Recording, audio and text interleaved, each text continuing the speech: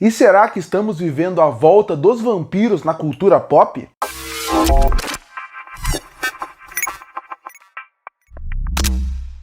E os vampiros nunca saíram de popularidade, mas é bem verdade que nos últimos 2 anos é impressionante a quantidade de produção sobre vampiros que está saindo. E mais do que isso, está fazendo sucesso, seja em séries de TV ou no cinema. Então a partir daí eu resolvi trazer uma discussão aqui pro canal, que seria, será que esse é o momento da volta dos vampiros na cultura pop?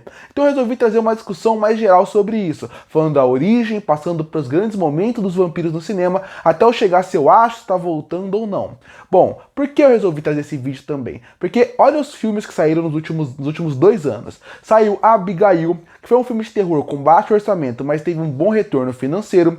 Você teve o grande sucesso desse começo de ano, que foi Pecadores, que é um filme que ele tem não tanto investimento como muitos filmes têm. E ele passou a barreira desse nível de filme em questão de bilheteria. No começo do ano, desse ano no Brasil e no final do ano passado, também lançou um dos filmes que está chamando muita atenção, que é um remake do Nosferatu, que pra mim é um dos grandes filmes desse ano. Olha só, você teve Nosferatu no começo do ano, que é um dos grandes filmes do ano, e o outro filme que é um dos grandes filmes do ano pra mim é Pecadores, 2 filmes de vampiro. Você também teve A Hora do Vampiro, que é um filme baseado nos livros do Stephen King, que saiu no ano passado. Esse não é tão bom, mas mesmo assim ainda mostra como a força dos vampiros. E nas séries de TV você ainda tem A Entrevista com o Vampiro, clássico livro da Anne Rice, que já foi adaptado para o cinema uma vez, quando teve o Brad Pitt, o Tom Cruise como protagonista.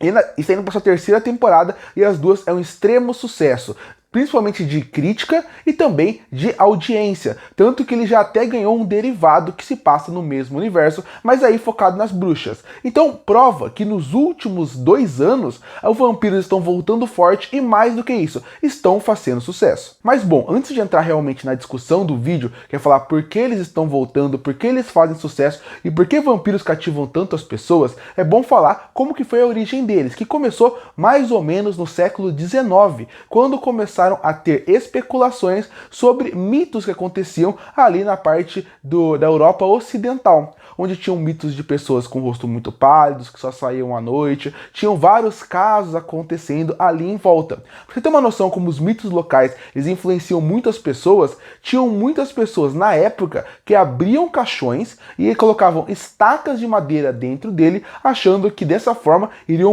matar os vampiros. Porque assim como hoje em dia uma fake news pode acabar destruindo a vida das pessoas, na época também não era diferente, no sentido de mitos aconteciam, lendas aconteciam, não tinham como explicar o que estava acontecendo, e aquela ideia de a mordida no pescoço pode transformar alguém em vampiro ou matar ela, fez com que pessoas ficassem preocupadas em vez de realmente chegar num fator lógico daquilo. Aqueles mitos foram sim espalhando, e em cada lugar do mundo tinha uma ideia diferente, todos com um conceito muito básico de a estaca mata eles, eles não saem no sol, só saem à noite, a alho pode acabar deixando eles longe. Esses mitos foram se espalhando ao longo do mundo, e a partir daí, com cada lugar tendo um pouco do seu mito, fez com que os vampiros acabassem ganhando essa sua lenda urbana. Vale destacar, não é só o vampiro, aqueles monstros do Universal que ficaram muito famosos, existiam mitos ao longo do mundo. Outro que era muito famoso, que eu não vou entrar aqui em detalhes, mas também é o lobisomem. Na época, o lobisomem também é tratado como um mito que existiam para eles.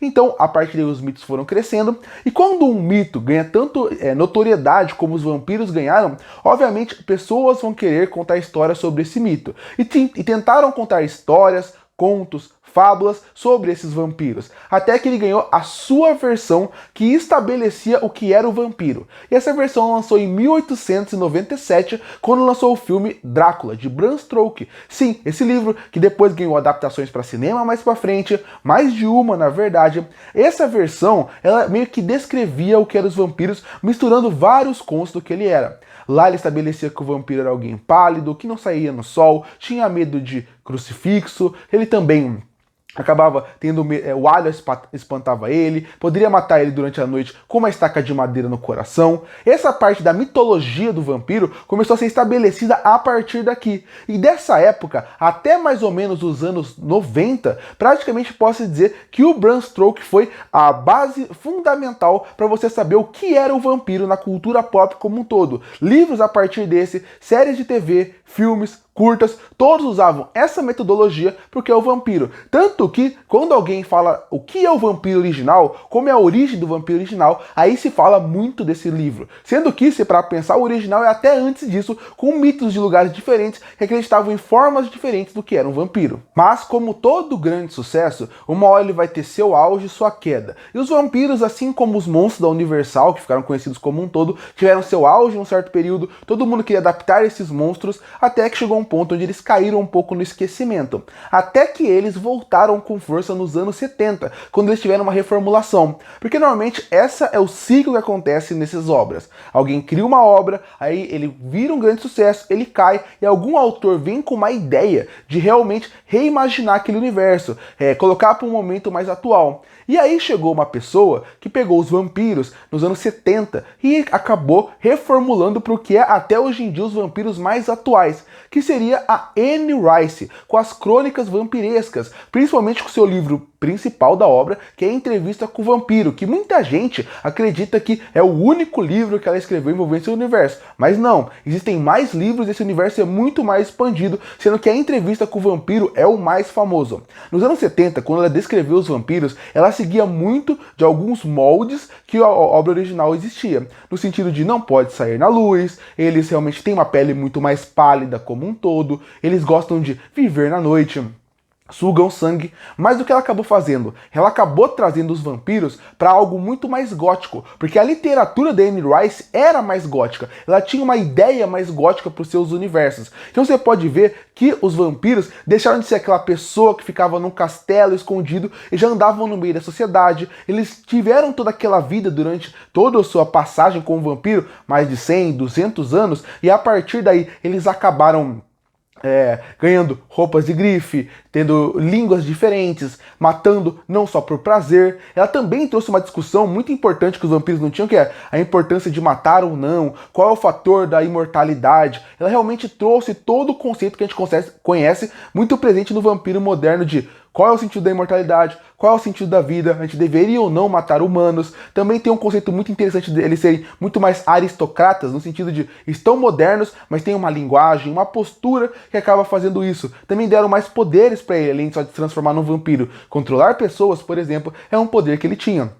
Essa atualização, com mais discussão e mais profundidade, acabou fazendo com que os vampiros ganhassem uma atualização que, a partir daí, fizesse com que os vampiros ganhassem uma nova roupagem em todos os sentidos dele. Da parte de criação, até a parte de dar uma origem realmente, porque muito que as pessoas viram futuramente, aqui já existia. Uma entrevista com o vampiro de vampiros mais velhos, que tem uma ideia mais original, tem um poder mais forte por causa disso, por causa da idade. Ela realmente pegou aquele conceito e expandiu. É o que eu falei. Quando você tem um livro que faz sucesso, ou uma mitologia que você cria, futuramente vai aparecer alguém que vai reimaginar aquele universo ou atualizar, que foi o que Anne Rice fez. Mas se no começo ele teve seu alto lá com as lendas e depois com o primeiro livro do Drácula e depois com Anne Rice, obviamente depois de um certo período ele teve uma queda de novo quando começou a ter muitas produções de vampiro ou de criaturas monstruosas, porque também tem um ciclo no cinema que é, quando um produto faz sucesso, eles usam aquele produto até a exaustão. Quando eles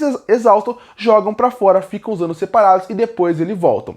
Quando você reparar, passou um tempo entre os anos 70 e 80, que ficou meio sem muitas produções de vampiro, e aí eles voltaram quando surgiu o sucesso de Crepúsculo. Eu sei que o Crepúsculo é odiado por muita gente, eu também não gosto dos filmes, nunca li os livros, mas é inegável que a partir dele começou uma nova moda no cinema, que era, queremos fazer filmes de criaturas mágicas, criaturas monstruosas, tanto que a partir daí saíram séries envolvendo adolescentes com zumbis, que era O Meu Namorado é Zumbi, saiu série de lobisomem, como Teen Wolf, saiu séries de TV, como, por exemplo, The Vampire Diaries. Então, quando você pensa como um todo, eles são uma mitologia que surgiu ali nos anos de 2010, onde vinham com essa ideia. Caiu muito rápido, porque depois já veio a ideia dos filmes de distopia, como Maze Runner e Jogos Vorazes. Mas quando você pensa como um todo, foi um período que os monstros voltaram à ativa. E se você reparar muito bem, esses vampiros, desde Crepúsculo até o The Vampire Diaries, por exemplo, são obras que, como um todo, eles usam muitos conceitos da Anne Rice de vampiro. Eles saem muito mais do original e vão muito mais para Pennywise de um vampiro moderno, na atualidade, que discute a imortalidade, o preço da imortalidade como um todo. Vale destacar, nesse processo teve filmes de vampiro,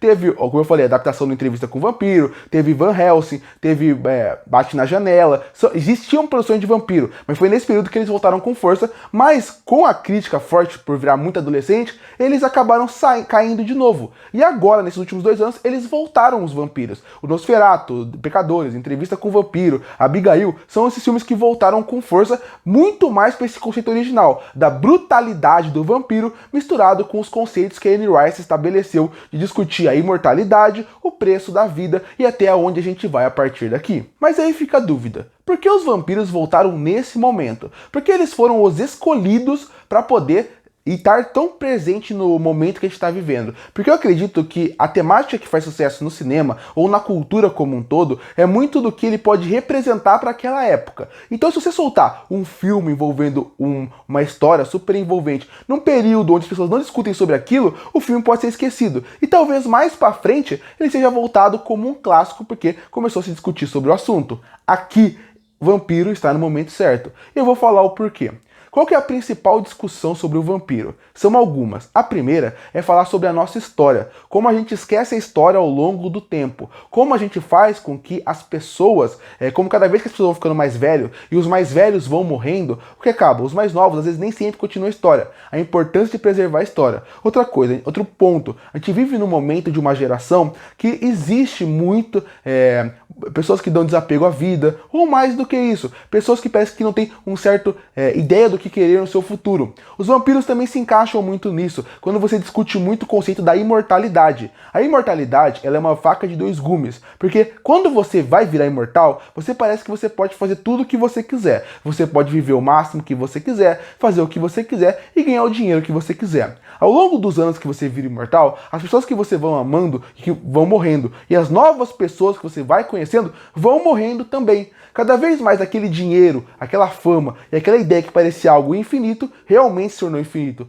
Mas você tem tanto que você não tem mais sentido ter aquilo. E qual é o sentido viver? Tanto que você pode reparar que em todas essas histórias de vampiro, sempre tem um vampiro que está amargurado, que ele não aguenta mais viver, ele não aguenta mais ver sofrência, com um vampiro que ganha ele revigora a sua energia com aquele vampiro novo que está aparecendo. Então tem muito essa ideia de deixar para a nova juventude, tentar passar para uma nova juventude, uma geração antiga que quer viver um sonho com uma geração nova que não tem um futuro. Toda essa discussão é muito atual hoje em dia, de uma geração mais nova que talvez não veja tanta perspectiva futura, enquanto a mais velha pavimentou um caminho para ela. Tudo isso é muito interessante e o vampiro, por ser imortal, por discutir a imortalidade, discutir até qual é a função humana, porque os humanos são mais fracos que os vampiros, mas porque eles merecem morrer menos que eles, toda essa discussão que envolve nisso, ele acaba conversando perfeitamente, em certa metáfora, com o que hoje em dia as pessoas vivem. Então por isso eu acredito que os vampiros estão voltando hoje em dia,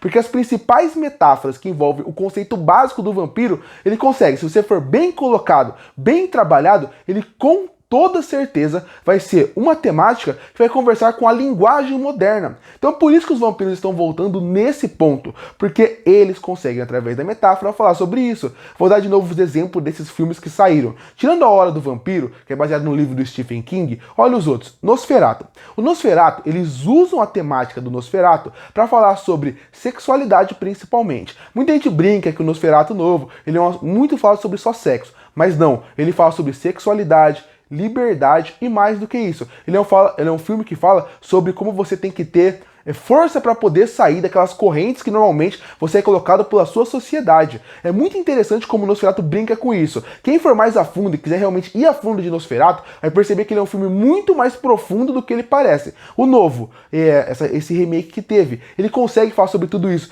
Sexualidade, que é algo que é um assunto que não é tão comentado abertamente, sobre como você ficar preso num ambiente e não tem como sair, como você também talvez com poder se perca no caminho. Tudo isso é bem discutido. A Entrevista com o Vampiro é a mesma coisa. Ele fala sobre pessoas de uma outra geração que tem que se acostumar com ela. Também fala muito sobre um assunto muito interessante que é: você ganha uma imortalidade, mas você não sabe para onde ir perdendo todo mundo. O Entrevista com o Vampiro, ele vai seguir o que o livro falou, com algumas mudanças nos personagens. Mas quando você pensa na história do Entrevista com o Vampiro, ela encaixa muito bem hoje em dia, no sentido de pessoas mais velhas querendo seguir o futuro, da imortalidade, de como vai funcionar com outros, a insegurança de algumas pessoas tendo todo o poder do mundo, a solidão, ele discute muito solidão em Entrevista com o Vampiro, que eu gosto bastante. Então ele também é muito moderno em questão de solidão, dinheiro, imortalidade, até a relação dos personagens é mudada de uma forma interessante para atualizar. Então esses dois filmes falam sobre isso. Você ainda tem o Pecadores, que ele vai falar sobre